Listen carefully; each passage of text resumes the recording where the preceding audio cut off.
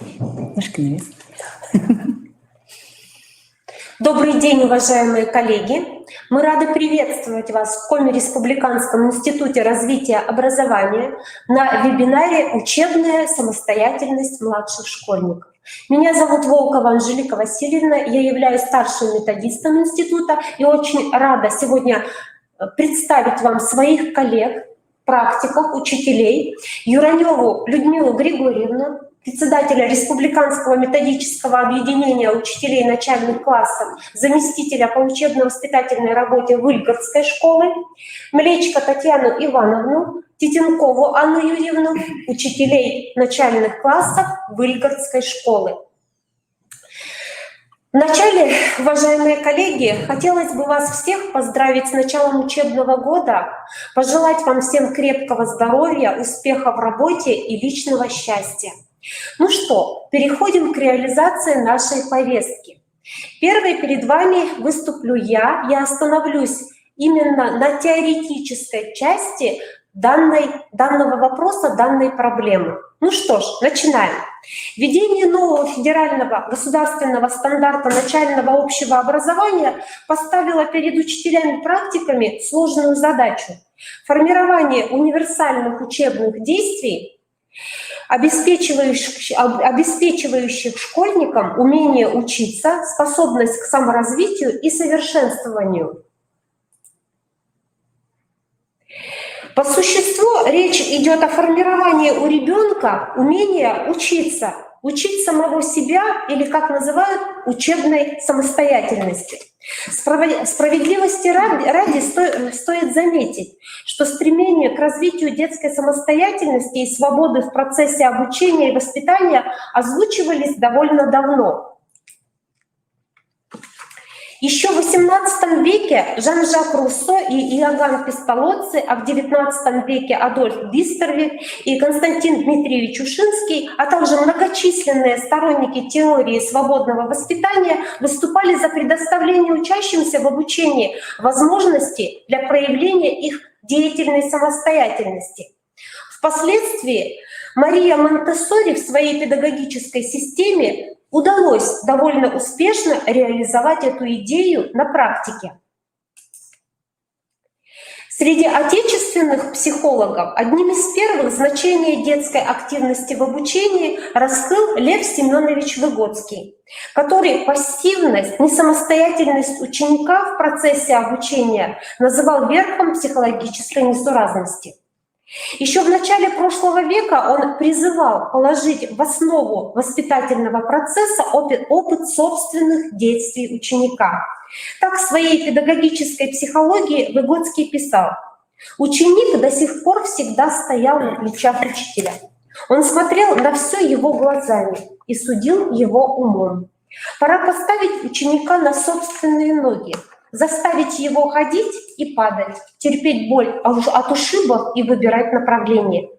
И то, что верно относительно ходьбы, ей можно научиться только на собственных ногах и на собственных падениях, одинаково приложено ко всем сторонам воспитания».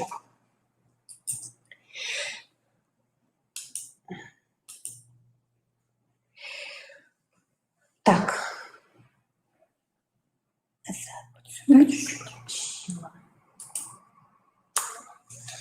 На этом слайде вы видите портреты известных отечественных психологов Ильконина и Давыдова. И разместила я эти портреты здесь тоже не случайно. Именно они более 50 лет назад начали строить новую систему обучения.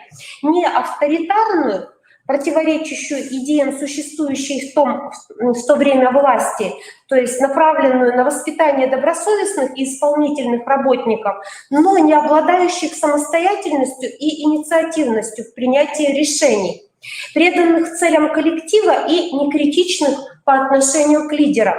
Они же стремились развивать в своих учениках самостоятельность суждений и поступков, независимость от авторитета, критичность по отношению к своим и чужим действиям, инициативность в постановке новых задач, способность и склонность к преобразованию сложившихся способов действия, если они входят в противоречие с новыми условиями действования.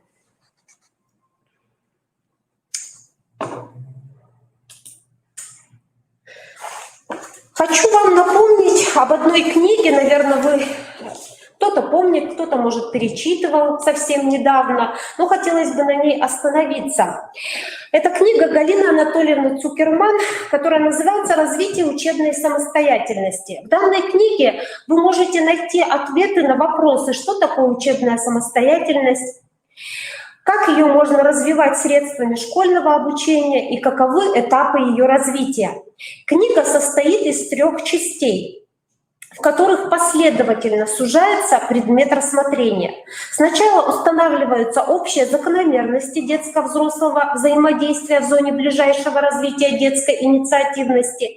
Затем обсуждается развитие поисковой активности, ядра учебной самостоятельности школьников. И, наконец, описывается развитие учебной самостоятельности одного ребенка на протяжении 8 лет обучения в форме учебной самостоятельности. Прежде чем сформулировать определение учебной самостоятельности, следует рассмотреть содержание понятий самостоятельность и учебная деятельность. Самостоятельный, в соответствии с толковым словарем, существующий отдельно от других, сам с собой, независимый, решительный, способный на независимые действия, обладающий инициативой. Самостоятельность — это важнейшее свойство личности, обуславливающее его позицию в современном мире, характеризующее особенность планировать, регулировать и активно осуществлять свою деятельность. Умение учиться самостоятельно — это умение учиться без посторонней помощи, независимо и инициативно. Первая составляющая умения учиться обеспечивается образованием, расширяющим рефлексивные возможности учащегося. Вторая составляющая связана с развитием еще одной человеческой способности — выходить за границы личного опыта. Человек, умеющий учиться самостоятельно, столкнувшись с новой задачей, способен преобразовать способы действия, которые ему уже известны, и искать новые. Значит, учебная самостоятельность — выход за пределы собственной компетентности для поиска способов действия в новых ситуациях.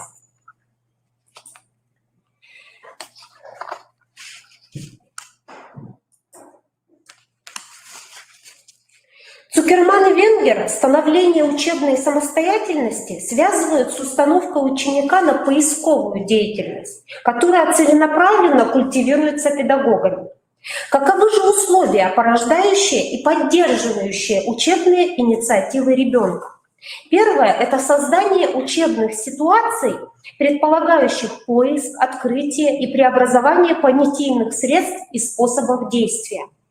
Второе — фиксация результатов поиска в форме моделей, знаковых или схематических, помогающих детям оценивать и контролировать свои действия. Постоянное преобразование этих моделей. Организация совместной работы детей, участники которой обмениваются своими соображениями, догадками, предположениями и учатся замечать, ценить и учитывать точку зрения партнеров. Система оценки, воспитывающая отношение к поиску и к точке зрения другого человека, как к ценности. Также моделирование учебных затруднений и создание проблемных ситуаций. Ну и, конечно же, организация творческой деятельности учащихся.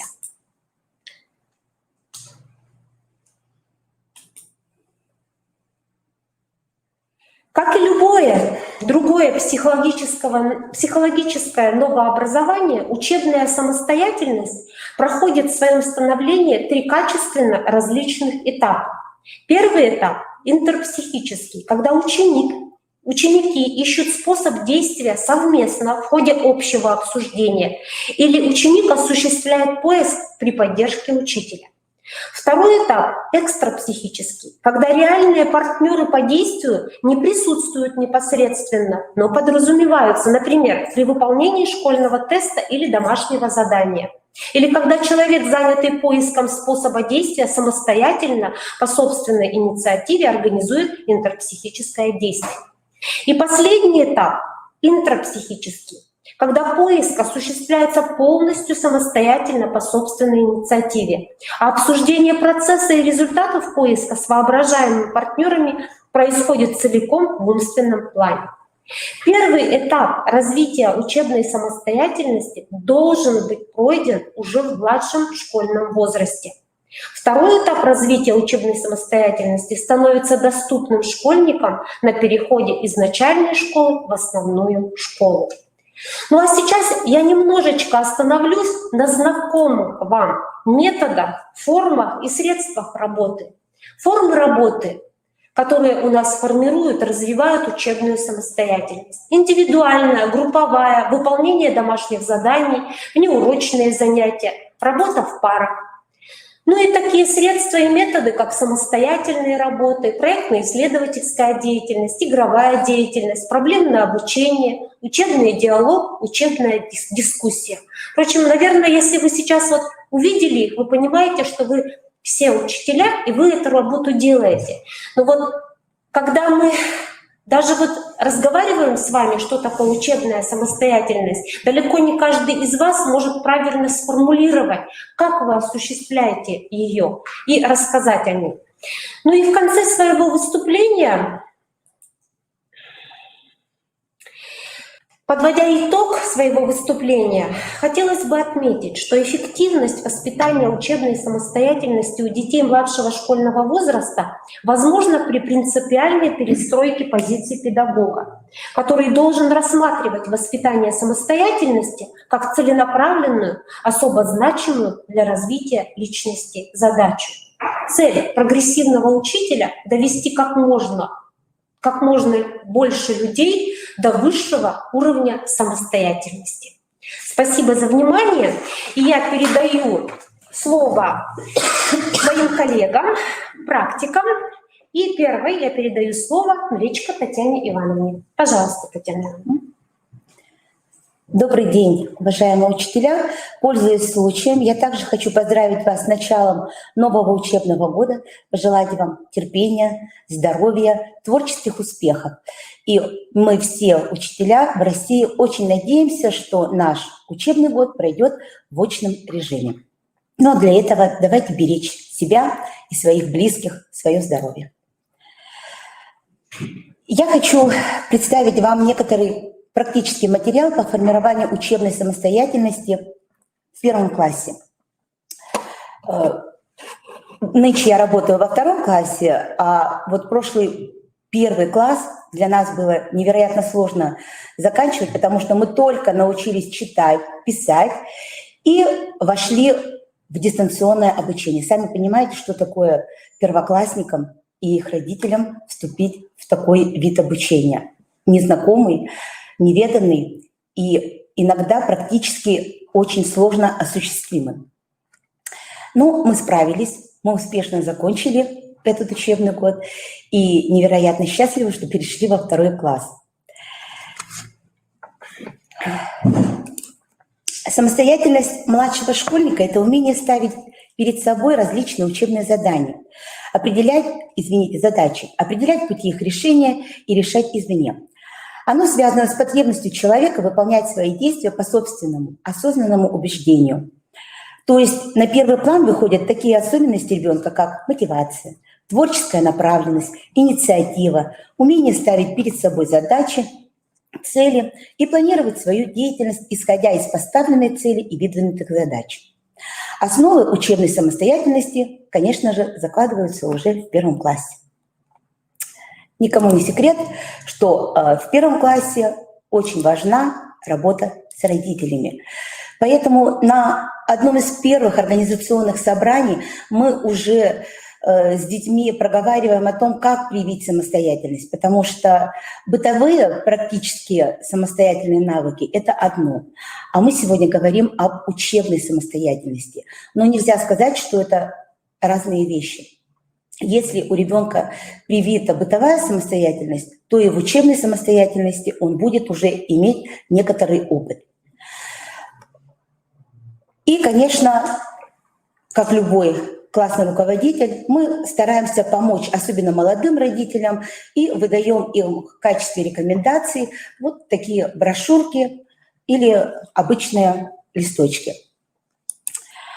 Учебная самостоятельность формируется через определенные этапы.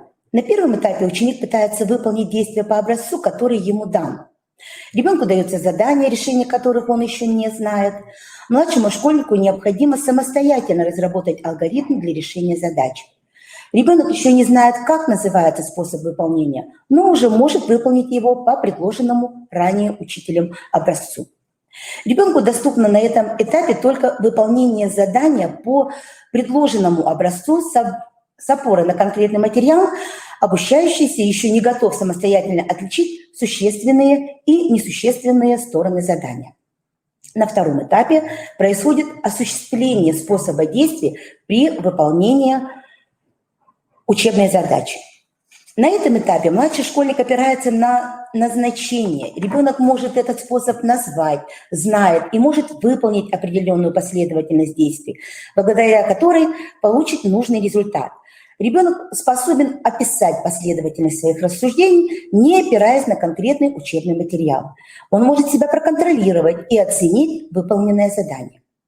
Ну и на третьем этапе ученик применяет способ решения самостоятельно, но без помощи взрослого. Сам выбирает метод решения и ориентируется на цель и условия задания. Для формирования у младших школьников учебной самостоятельности необходимы специально разработанные мероприятия, представляющие собой в некотором роде программу формирования учебной самостоятельности младших школьников.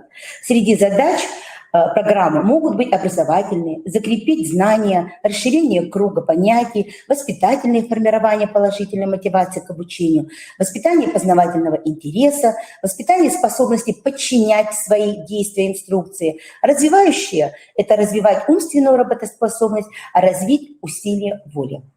Многим учителям, наверное, знаком курс миродеятельности. Он помогает, конечно же, не только первоклассникам, но и помогает всем учителям начальной школы.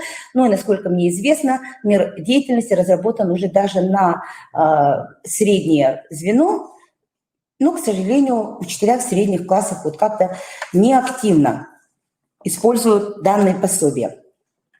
В нашей школе мир деятельности используется учителями начальной школы с момента его создания.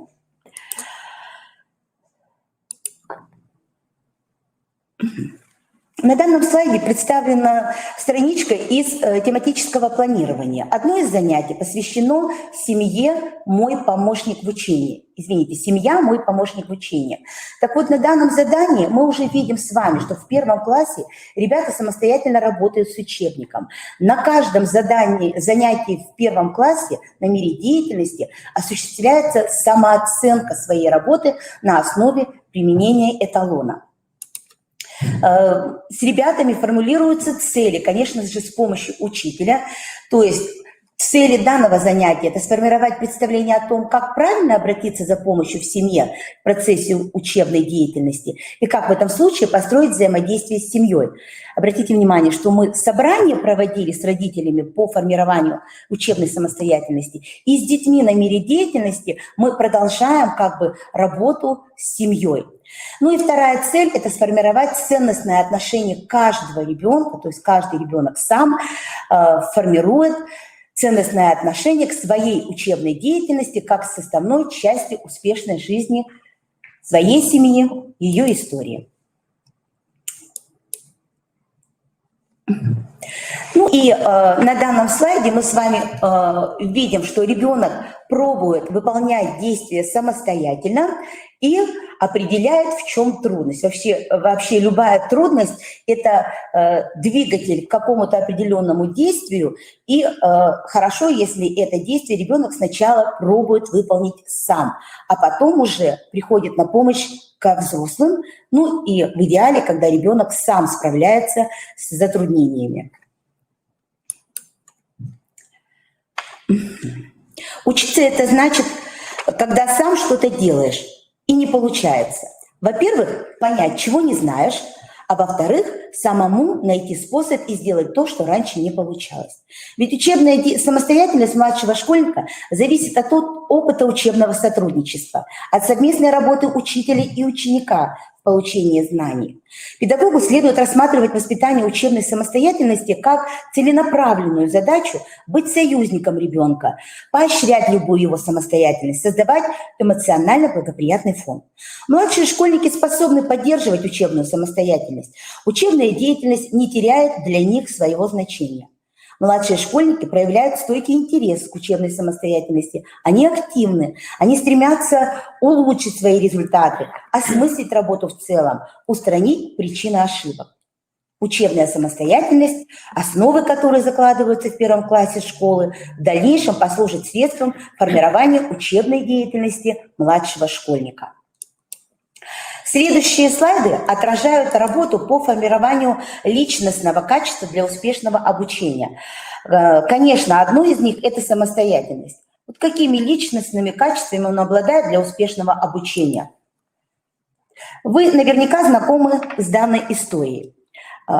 Как ученики школы Майнкрафт составляли головоломку, Стив и Майкл подумали и решили, что это будет ребус. Они приступили к заданию. Стив попросил Майкла начать первым выполнить задание, а сам стал смотреть.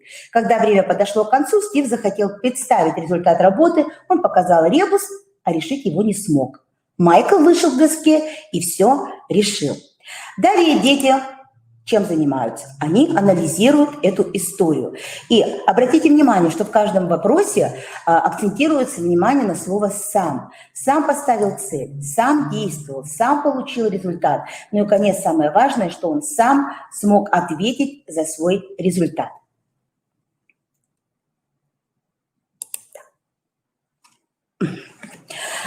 И ученики выходят на формулирование основных регулятивных действий с установкой на самостоятельность. Это ставит цель, действует, сам получает результат самостоятельно, ну и, конечно же, самостоятельно у нас отвечает за свой результат. Ну и на уроках мы стараемся, извините, очень важно, чтобы учащиеся понимали, что самостоятельным быть очень важно. И вот такую фразу «я хочу быть самостоятельным так, как каждый ребенок может сформулировать тоже, опять же, по-разному, потому что свое выражает мышление. Кроме мира деятельности, мы еще, конечно, ведем работу по формированию учебной деятельности на обычных уроках. На уроках мы стараемся продолжать работу по формированию учебной самостоятельности. Известно, что одной из самых сложных тем курса русского языка является правописание словарных слов, так как эти слова нельзя проверить, а нужно запоминать или проверять по словарю. Но запомнить такое огромное количество слов легче будет тем, у кого хорошая память, кто много читает. К сожалению, среди сегодняшних школьников таких немного. В этом нелегком деле по запоминанию словарных слов помогают нам определенные приемы. Когда ученик работает у доски, разными способами объясняет правописание или работу над словарным словом, а после проведения работы он, как учитель, уже вызывает своего партнера по партии или своего просто одноклассника для продолжения данной работы. Точно так же строится работа на математике, например, работа с задачей, когда ребенок выполняет краткую запись, решение, ответ записывает, да, а можно распределиться, что один ребенок начинает выполнение краткой записи и предлагает кому-то из одноклассников продолжить решение и оформление ответа.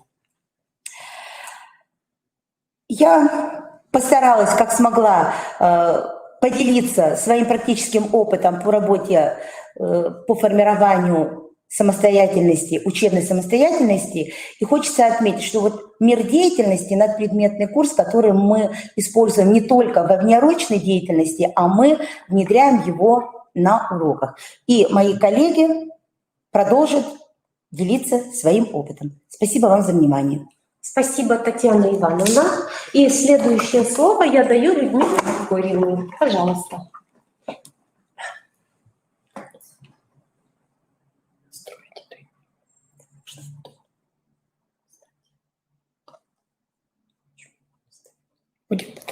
Давайте вы будете ставить. Пробуйте. Вы будете говорить, я буду помогать. Сейчас. Нет, как ты будешь говорить? Нет, мне нужно же самой. Поставь туда, на эту. Я поставлю. Эсмет? Нет, пока мне дай. Здравствуйте, уважаемые коллеги! Мы сегодня продолжаем работу над вопросом формирования самостоятельности младших школьников. Мы хотим сказать сегодня, мы практики, и хотим сказать, что огромную возможность работать по данному вопросу нам предоставил курс уважаемой Людмилы Георгиевны Петерсон. Вот на основе системы работы по предметному курсу и мы сейчас с вами продолжим разговор. Федеральный государственный образовательный стандарт начального общего образования ставит одну из главных задач. Сегодня уже несколько раз об этом говорилось – умение учиться. А вот в качестве результатов в стандарте заявлено достижение учениками высокого уровня самостоятельности в организации самого процесса обучения. Уже для нас привычным стало, что ученик формулирует цель на уроке, планирует свою деятельность, контролирует и оценивает свои учебные действия и умеет взаимодействовать с педагогами и сверстниками. Урок начинается с актуализации знаний. Ученик отвечает для себя на вопрос: что я знаю по данной теме и что я не знаю. Далее идет постановка цели деятельности. В рамках курса «Мир деятельности», о котором Татьяна Ивановна только что говорила, рассматривается понятие целеустремленность. Мы с детьми разбираем это слово по составу. Да? Ставлю цель, действую, получаю результат.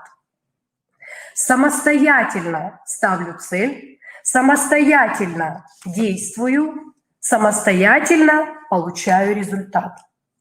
Мы знаем, что современный стандарт начального общего образования предполагает самообучение, саморазвитие, то есть опору на самостоятельность младших школьников. Вот так вот, открытие нового знания предполагают учащиеся сами составить план своей деятельности. Вот обратите внимание на слайд. Как самостоятельно выполнить задание. Ученику дается алгоритм. Вообще в рамках данного вопроса очень большое влияние имеют алгоритмы и планы. Так вот, реализация плана – это осуществление деятельности. Ученик составляет план, и подобный план мы опять же даем в рамках домашнего задания, чтобы он мог закрепить и по плану поработать уже дома. Учащиеся контролируют свои действия, выполняют инструкции, но для начала необходимо четко следовать образцу. Татьяна Ивановна уже останавливалась на этом вопросе. Даются инструменты. Проверяю свой ответ, смотрю образец, сравниваю, пишу. Самопроверка своей работы по образцу с целью выявления ошибок. Что я уже знаю, что я уже умею, предполагаются таблицы. Образец для самопроверки. Анализирую свой маршрут, фиксирую свои успехи и затруднения, провожу самооценку, планирую дальнейшие действия. Дается четкий образец для самопроверки. И опять же алгоритм, как исправить свою ошибку. Вот в данном случае можно обратить внимание на то, что мы алгоритм даем не последовательно, а ребенок самостоятельно должен определить свои действия, что он выполнит первым шагом, вторым, третьим и так далее. Вот в данном случае ученик этот алгоритм привел в порядок, и мы обязательно его похвалим и скажем: молодец.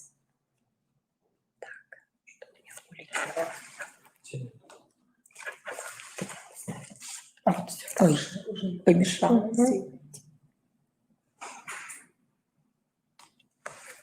В 3 классе Уже осознанно учащиеся находят место затруднения и причину затруднения. Опять дается алгоритм и план.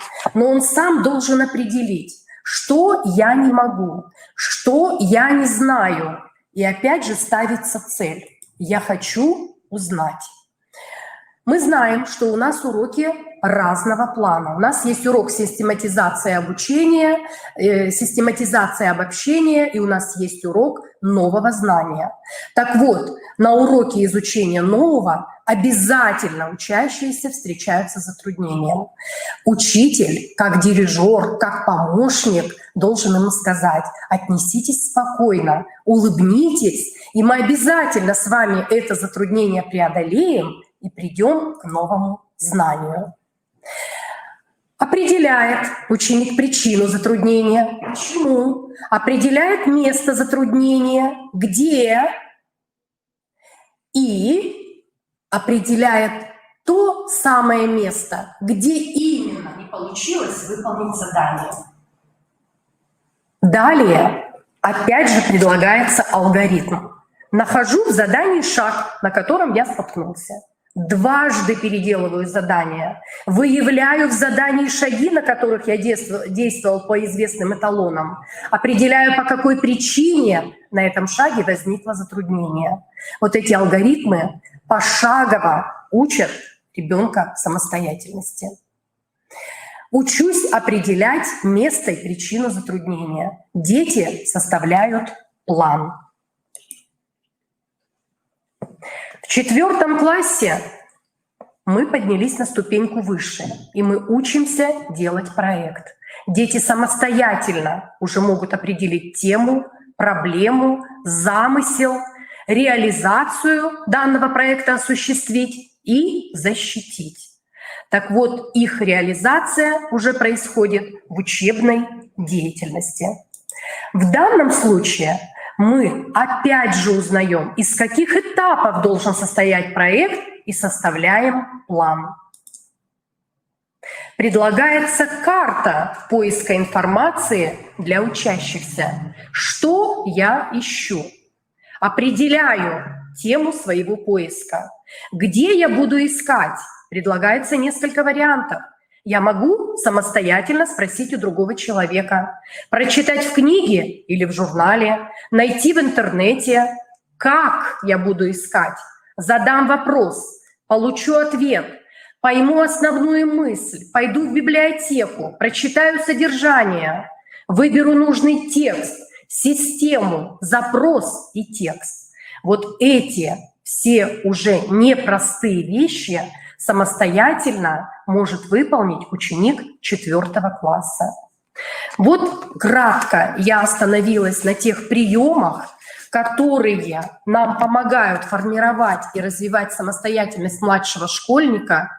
И в большей степени базой для этого является курс «Мир деятельности», автором которого является Людмила Георгиевна Петерсон. Спасибо за внимание. Спасибо, Людмила Григорьевна. И следующее я передаю слово Анне Юрьевне Тихенковой. Пожалуйста. Добрый день, уважаемые коллеги. Я продолжу выступление своих уважаемых сотоварищей. И прежде чем перейти непосредственно к освещению своего вопроса, я бы хотела подвести небольшую черту того, что мы уже услышали. Как вы поняли, что самое важное, с чего начинается развитие самостоятельности, это, конечно, семья, которая играет немаловажную роль, а можно сказать и первостепенную роль для того, чтобы у ребенка начали формироваться основы самостоятельности. Для школьного курса, как уже моя коллега Людмила Григорьевна обозначила, очень серьезный курс «Мир деятельности», который является большим подспорьем для того, чтобы готовить детей к формированию самостоятельности. Ну а обновляющаяся школа, она тоже задает для нас определенные требования. И самое главное, самые важные требования заключаются в том, что и мы, учителя, должны перестроиться. Мы должны отобрать такие наборы форм, методов, приемов, которые способствовать будут формированию активной, самостоятельной, инициативной позиции учащихся. А это, в свою очередь, будет направлено на формирование самостоятельности учащихся. Как говорил известный педагог, ученый Выгодский, то, что дети смогут сделать вместе сегодня, завтра каждый из них сможет сделать самостоятельно. Соответственно, основываясь вот на этой позиции, наша задача выстраивать урок, именно обучая детей тем способом, тем приемам, которые в дальнейшем помогут им у них формировать самостоятельность. Независимо от того, какой ныне урок мы представляем, а уроков, как представили мои коллеги, по виду бывает несколько. Кроме того, мы все владеем новыми техниками, которые используем для уроков.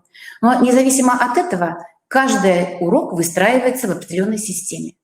Это предполагает, что у каждого урока есть свои этапы. И вот, пожалуй, важно, когда каждый этап представлен в виде определенной задачи. Что такое задача? Это сложный вопрос, проблема, требующая исследования и разрешения.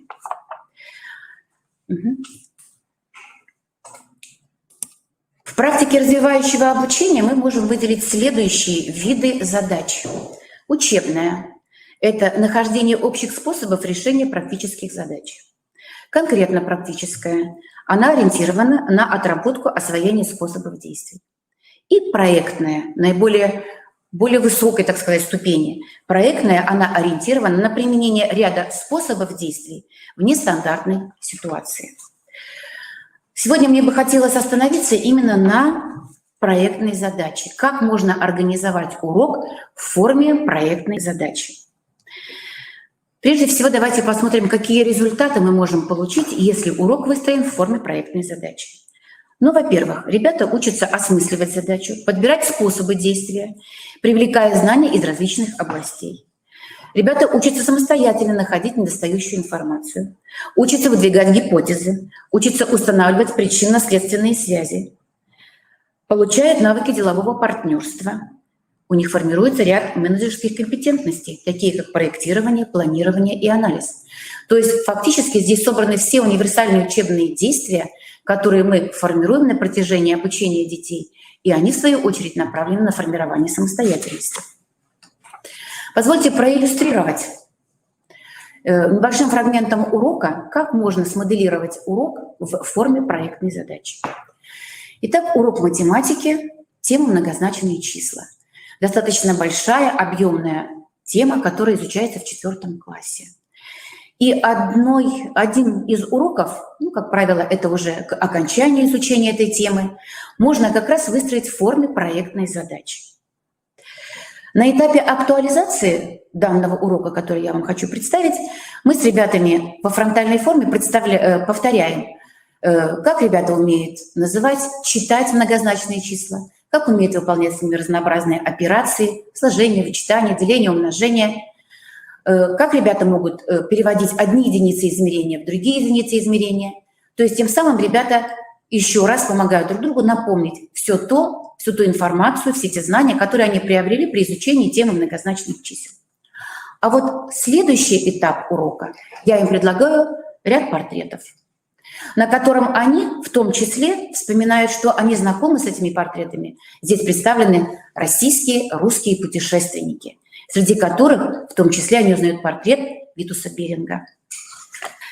Дальше мы с ребятами вступаем в диалог, где ребята делятся своими знаниями из урока истории, где они вспоминают о том, а что они знают о путешествии Беринга, какое задание он получил от Петра I в свою очередь, и какой маршрут был проделан им для того, чтобы осваивать северные территории будущей Российской империи.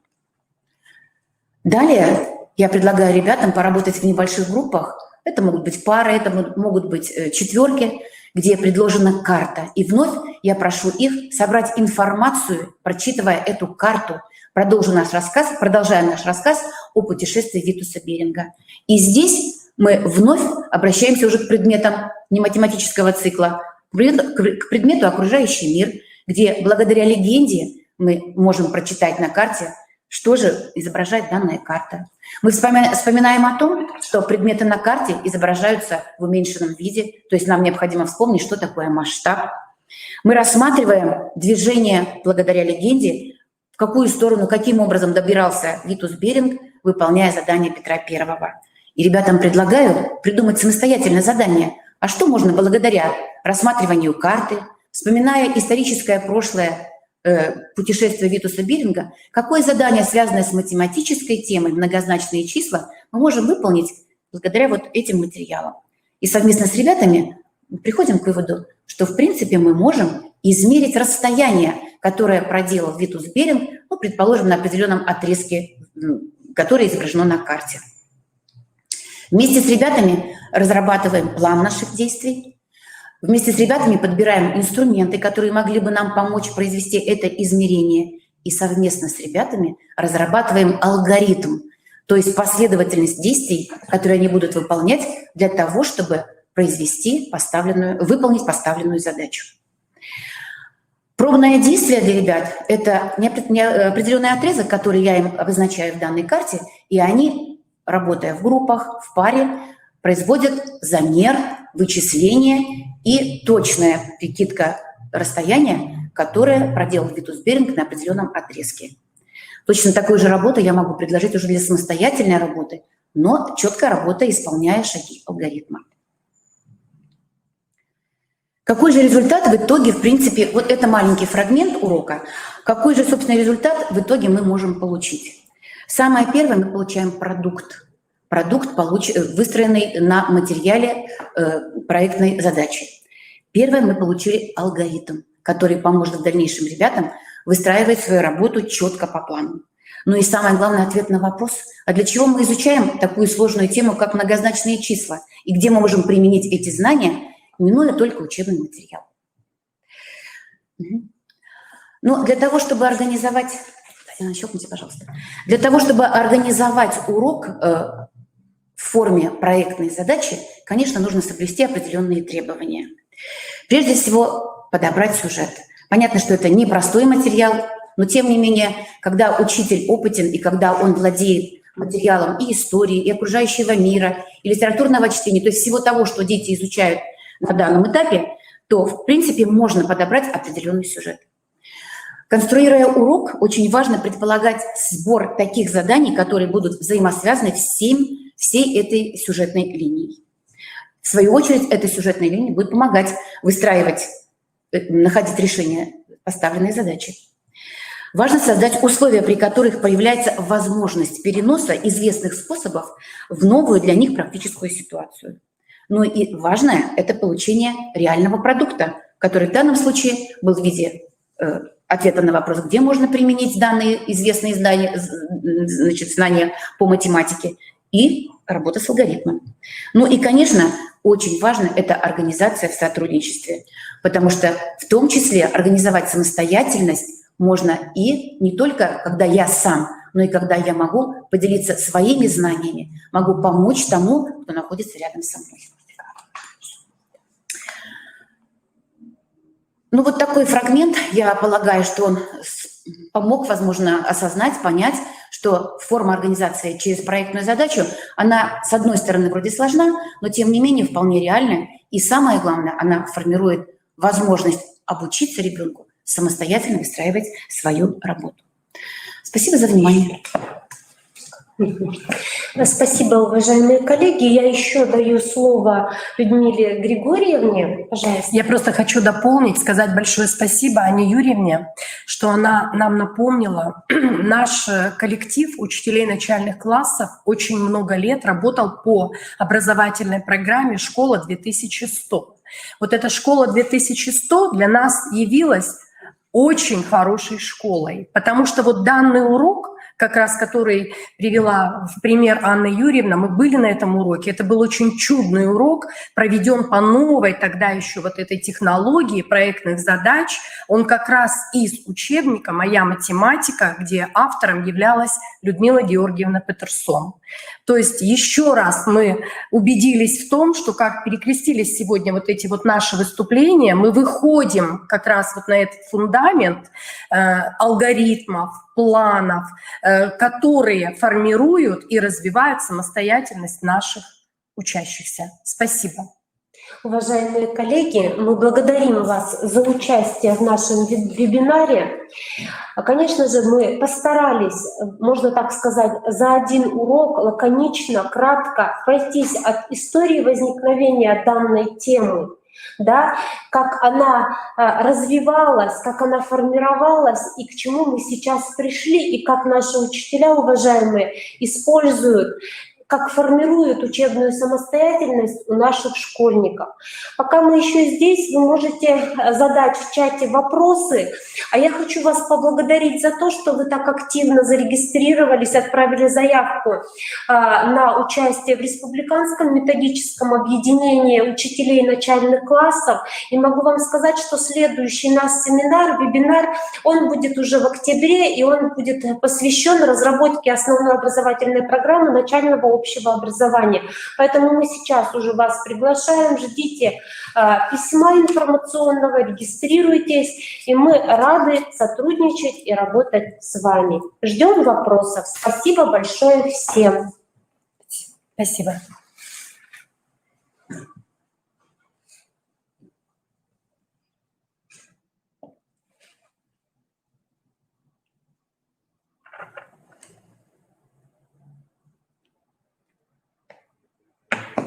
Спасибо.